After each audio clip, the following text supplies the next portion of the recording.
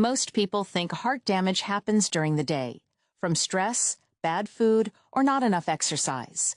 But some of the most harmful strain on your heart happens quietly at night, during habits that feel normal, harmless, and even relaxing. I'm Catherine Blake, and I want to walk you through something I wish more people understood much earlier. Not to alarm you, but to help you notice the small nighttime patterns that slowly wear the heart down long before there is a clear warning sign. Because the heart is not just a pump that works on its own. It responds to timing, pressure, oxygen, blood sugar, stress signals, and even how your body settles during sleep. And when those signals are off, night after night, the damage can build quietly. Sometimes the first clue is not chest pain at all. Sometimes it is a body signal most people ignore completely. A man I'll call David once told me he thought he was doing fairly well.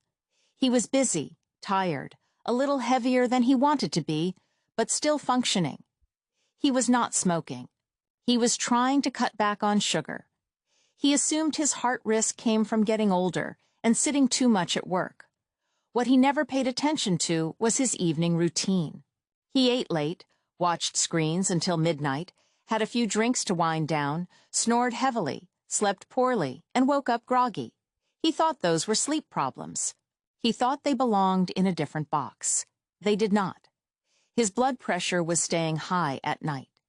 His heart rate was not settling the way it should. His body was spending hours in a state that looked more like stress than recovery.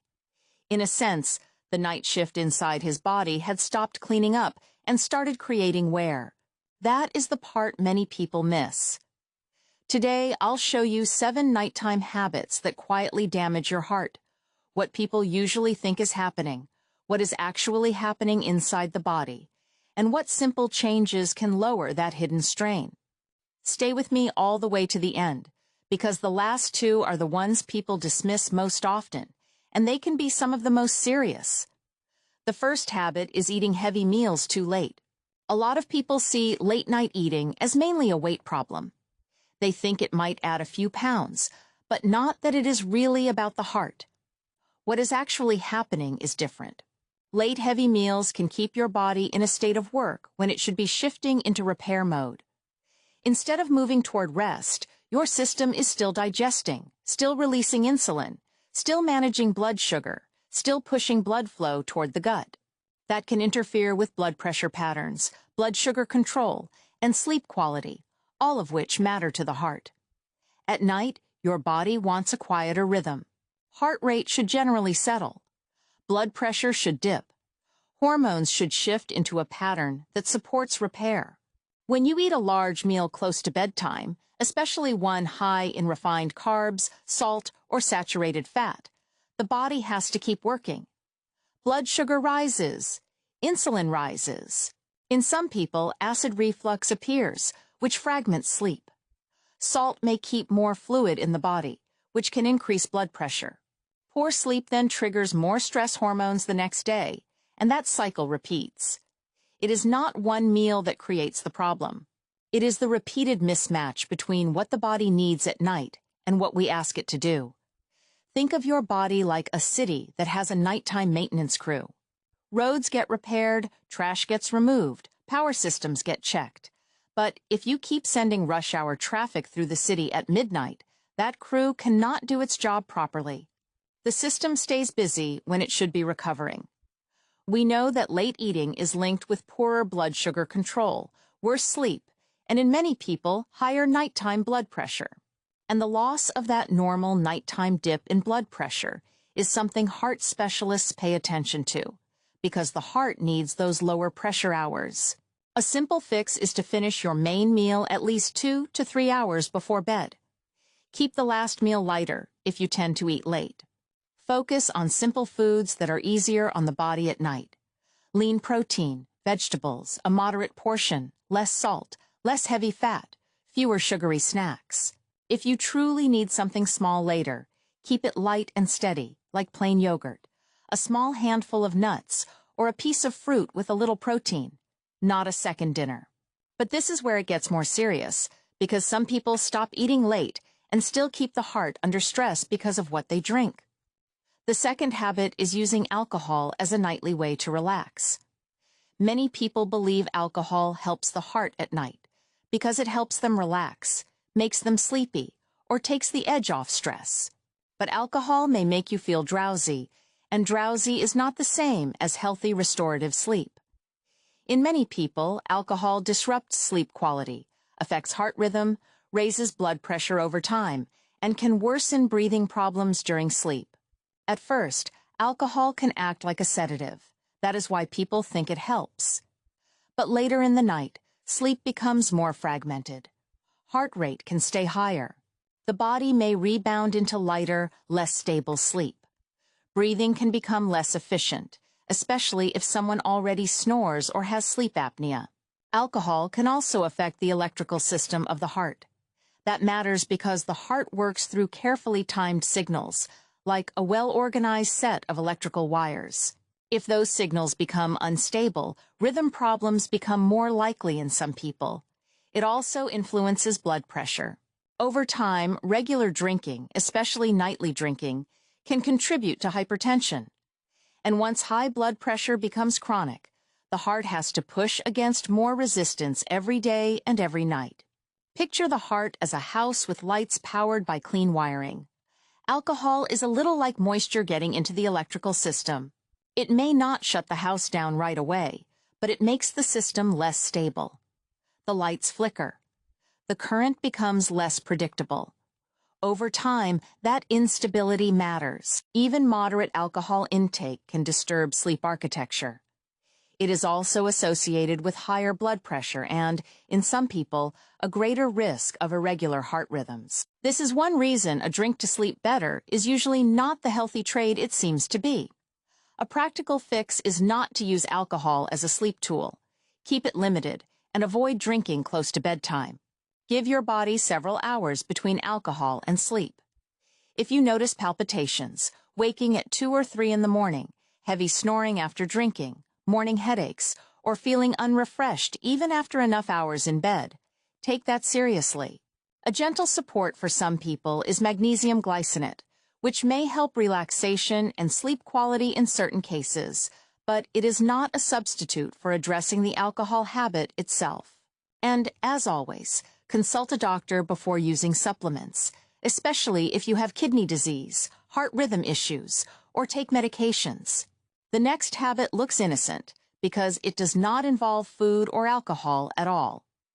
But it can keep the heart in a low-grade stress state night after night. The third habit is staying on screens until the moment you fall asleep. Most people think late-night scrolling is just a sleep issue, or maybe a focus issue. They do not connect it to the heart. What is actually happening is that screens late at night can keep the brain alert, delay melatonin release, shorten sleep, and increase mental stimulation at a time when the nervous system should be downshifting. That affects heart rate, blood pressure, and the balance between stress and recovery. The body has 2 major modes that matter here. One is the go system, often called the sympathetic nervous system. The other is the settle and repair system, often called the parasympathetic nervous system. At night, you want the second one to take over. But bright light, emotional content, rapid scene changes, news, arguments, work emails, and endless novelty all keep the brain engaged. Even if you feel physically tired, your nervous system may still be half awake. Heart rate does not settle as easily. Stress chemicals may stay higher. Sleep can become shorter or shallower. And when sleep is cut short repeatedly, blood pressure, insulin sensitivity, appetite hormones, and inflammation can all move in the wrong direction. Your nervous system is like a car engine. Sleep is not just parking the car. Sleep is turning the engine off and letting it cool. Screens close to bedtime can keep you idling in the driveway for hours. You are not moving, but the engine is still running. Poor sleep and short sleep duration are strongly linked with heart disease risk, blood pressure problems, obesity, and diabetes. The issue is not only the blue light, though that matters. It is also the stimulation. The brain is still consuming, reacting, and preparing rather than restoring. A practical fix is to create a 30 to 60-minute screen-off buffer before bed. It does not need to be perfect at first. Even 20 minutes is a start. Replace the last part of the evening with something boring in the best possible way. Reading a paper book, light stretching, quiet music, writing tomorrow's to-do list on paper so it stops spinning in your mind. Dim the room, lower the pace, let the nervous system believe the day is over. And if this already makes sense to you, comment yes below. Not as a trend, not as a slogan, just as a simple check-in that you are noticing where your own evening routine may be working against you. Because the next one is where most people get caught off guard. They think they are resting, but their heart is still being pushed. The fourth habit is carrying stress into bed and calling it normal. People often assume stress in bed is harmless if they are lying still. They think they are not doing anything. They are in bed, so their body must be resting. But the body can be physically still and chemically stressed. If your mind is replaying conflict, planning tomorrow, worrying about money, checking messages, or staying emotionally activated, your heart may still be working in a stress environment. Stress is not just a feeling. It is a full-body signal. When stress remains active at night, cortisol and adrenaline patterns can stay elevated. Blood vessels may stay more narrowed. Heart rate may remain higher. Blood pressure may not fall the way it should during sleep. This matters because one of the most protective things your body does at night is reduce demand. The heart gets a quieter stretch, less pressure, less oxygen demand, less strain. If that does not happen, it is like asking a worker to do overtime every single night with no real break. Over months and years, that can contribute to wear on the heart and blood vessels. Think of your heart like a pump in a building. During the day, it is expected to work hard because many faucets are running. At night, most faucets should be off, and the pressure should ease. Ongoing stress is like leaving extra valves open all night. The pump never gets its low-pressure window. Chronic stress is closely tied to high blood pressure, poor sleep, inflammation, and changes in heart rhythm regulation. The heart is deeply connected to the nervous system. Emotional stress and physical stress are not separate departments. The body processes both. A practical fix is to build a brief evening off-ramp, not a perfect wellness ritual. Just a simple signal that tells the nervous system the workday is over. That might be 5 minutes of slow breathing, writing down what you need to do tomorrow, keeping hard conversations and work emails out of bed, using a lamp instead of bright overhead light, or taking a slow walk after dinner. A breathing pattern some people find useful is inhaling for 4 seconds and exhaling for 6 seconds for a few minutes. The longer exhale can help support the calming side of the nervous system. If anxious rumination is a regular pattern, some people also find L-theanine helpful as a support, not a cure.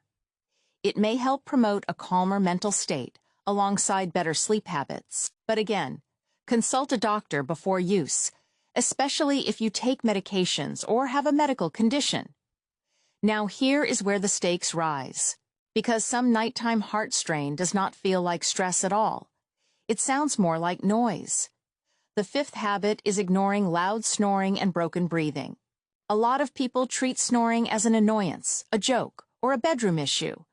But in many cases, loud snoring, gasping, choking sounds, or daytime sleepiness can point to sleep apnea, a condition that can put significant strain on the heart.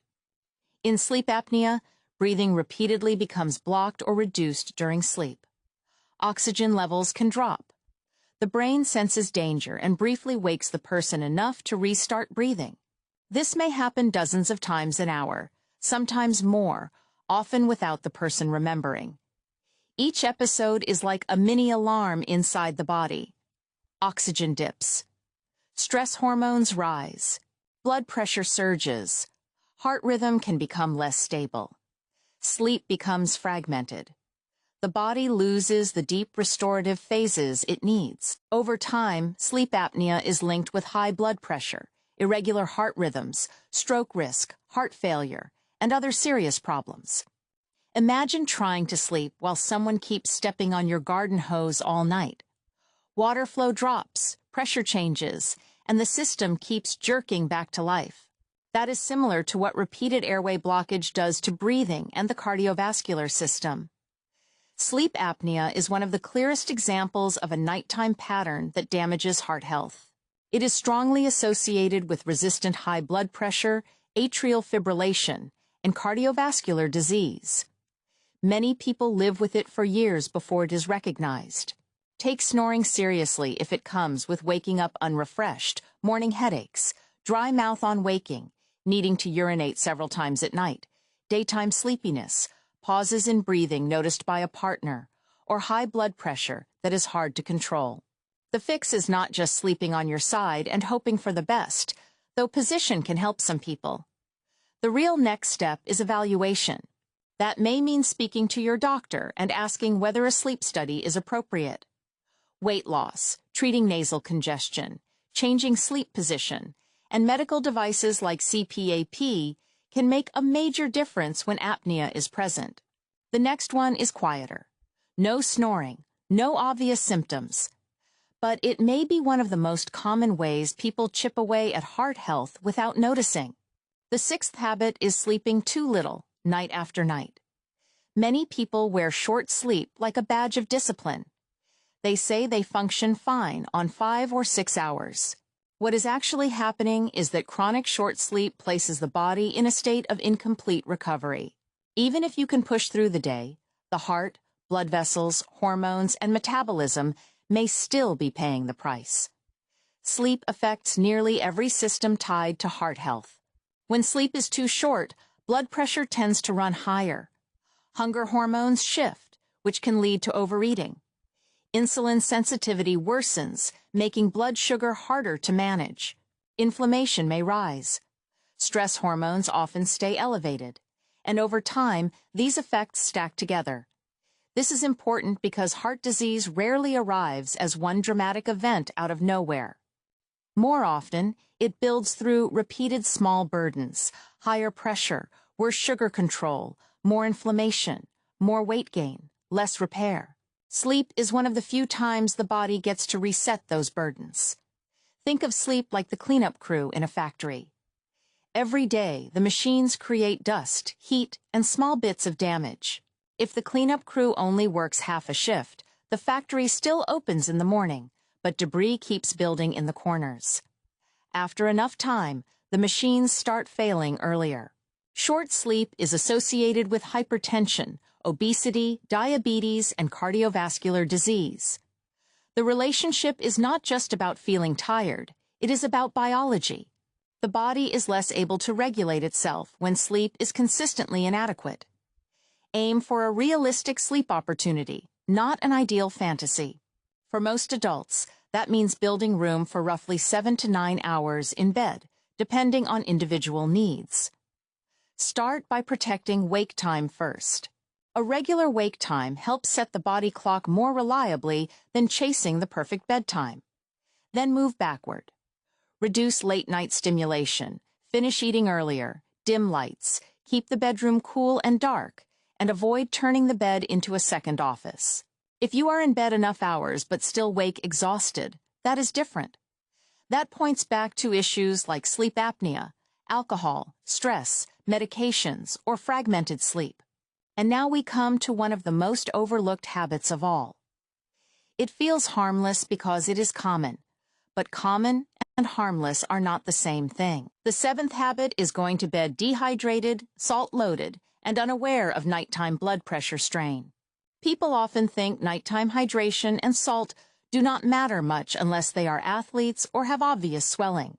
But for many people, the evening pattern of salty foods, processed snacks, and not enough water earlier in the day can lead to fluid imbalance, poor sleep, nighttime thirst, blood pressure changes, and extra work for the heart. The heart and blood vessels manage pressure partly through fluid balance. When sodium intake is high, especially from processed food, the body may hold onto more water. In some people, that pushes blood pressure higher. If sleep is also poor, stress hormones add another layer of pressure. On the other hand, some people go through the day mildly dehydrated, then eat a salty dinner and realize late at night they are thirsty, uncomfortable, or waking repeatedly. That does not just disturb sleep. It can shift how the body manages circulation and recovery. For people with existing heart disease, kidney disease, high blood pressure, or heart failure, this becomes even more important. The body is already trying to carefully balance volume and pressure. Think of your circulation like a plumbing system. Salt, fluid, and vessel tension all affect the pressure inside the pipes. If the fluid load is off and the pressure stays high, the pump has to work harder. Over time, even strong pumps wear down under constant excess pressure. High sodium intake is strongly linked with elevated blood pressure in many individuals. Nighttime blood pressure patterns matter because the heart should generally experience a lower pressure window while you sleep. When that does not happen, cardiovascular risk rises. Do the simple things first. Spread hydration through the day instead of trying to catch up at night. Cut back on heavily salted evening foods like chips, takeout, processed meats, instant noodles, and fast food. Check labels more often than you think you need to. Notice whether your rings, socks, or face seem puffier after salty evenings. Talk to your doctor if you have hypertension, frequent nighttime urination, swelling, or morning headaches. And if you already have high blood pressure, do not assume daytime readings tell the full story. Some people have especially harmful nighttime patterns. Home monitoring and proper medical follow-up can reveal a lot. Now I want to pause on something important. Any one of these habits may sound small. A late meal, a few drinks, a glowing screen, a short night, some snoring, a tense mind, salty snacks before bed. By themselves, they may not seem dramatic, but the body does not experience them as separate events. It experiences them as a combined environment. Late food plus alcohol can worsen reflux and fragment sleep. Alcohol plus snoring can worsen breathing pauses. Screens plus stress can shorten sleep and keep blood pressure higher. Short sleep plus high sodium plus untreated apnea can create a powerful recipe for long-term heart strain. That is how silent damage often builds. Not in one large blow, but in layers. Like water slowly wearing down stone, the effect is gradual enough that people dismiss it, until the blood pressure is harder to control, until the cholesterol and sugar numbers get worse, until the palpitations start, until the fatigue becomes the new normal, until a scan, a test, or an event finally reveals what was developing for years. The heart does not only respond to emergencies, it responds to patterns. Before I wrap up, I want to mention a few nighttime or morning signs that deserve attention, especially if they happen regularly. Waking with a pounding heart, morning headaches, waking short of breath, needing to urinate multiple times every night, heavy snoring or witness pauses in breathing, chest discomfort at night, morning swelling or puffiness, waking exhausted despite enough time in bed, frequent 2 to 4 a.m., awakenings after alcohol, and elevated blood pressure readings, especially if hard to control. These signs do not always mean heart disease, but they are signals, and signals matter. The body whispers long before it shouts. If all of this feels like a lot, do not try to fix everything tonight. Choose a few anchor habits. A heart-protective evening routine might look like this. Finish dinner earlier and keep it lighter. Limit alcohol, especially close to bed. Turn off stimulating screens before sleep. Give your mind an off-ramp instead of bringing the whole day into bed. Take snoring and daytime fatigue seriously. Protect sleep duration as part of health and not as a luxury. And watch sodium-heavy evening foods while spreading hydration through the day. That is already enough to change the internal environment your heart lives in every single night. And that phrase matters. The environment your heart lives in. Because your heart is not simply reacting to family history or to age. It is also responding to the conditions you create around it day after day and night after night. Here is a practical challenge. For the next 7 nights, observe 5 things. What time you eat your last real meal, whether you drink alcohol, how much screen time you use in the final hour before bed, whether you snore or wake often or wake tired, and how many hours of sleep you actually get. Do not judge it yet. Just notice it. Awareness comes first. Most people cannot change what they have never clearly seen.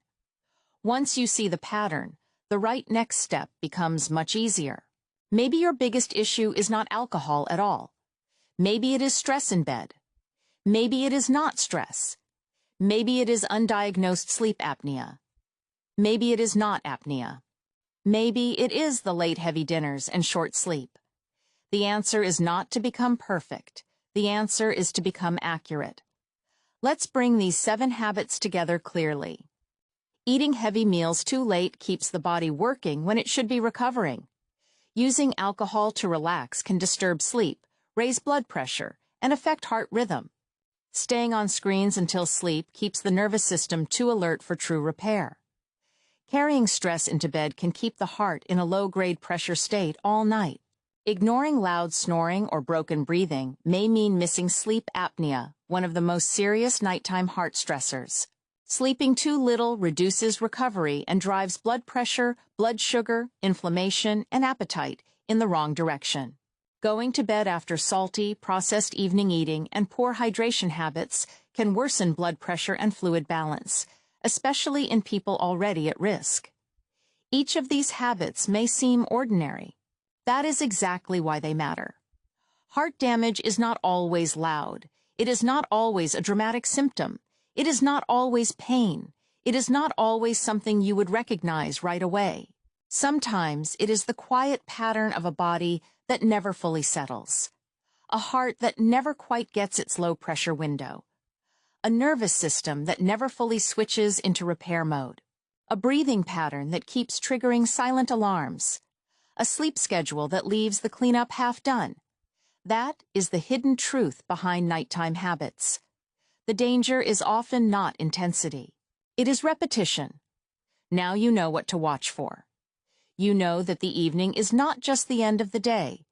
It is the setup for what your heart has to manage through the night. And that means you have more influence than you may have thought. Not total control. Not perfection. But real influence.